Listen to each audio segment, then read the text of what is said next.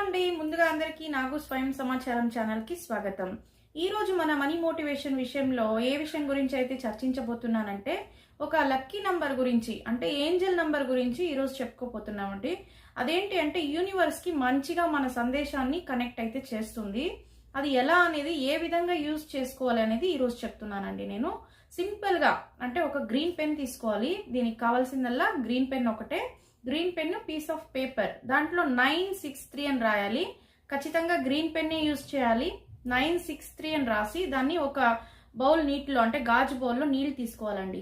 అందులో వేసేసి, ఇది శుక్రవారం రోజు చేయొచ్చు లేదా మీరు పౌర్ణమి రోజు చేయొచ్చు. ఈవినింగ్ టైంలో చేయాలి. ఇంటి బయట ఆ బౌల్ని పెట్టేసి 963 అనే నంబర్ని రాసి దాంట్లో వేసి మీ కోరికలను అయితే మొదటిగా 9 కోరికలను అయితే మొదట చెప్పుకోవాలి, తర్వాత 6 కోరికలను చెప్పుకోవాలి, తర్వాత 3 కోరికల్ని చెప్పుకోవాలి. ఇలా చెప్పుకొని ప్రార్థించిన తర్వాత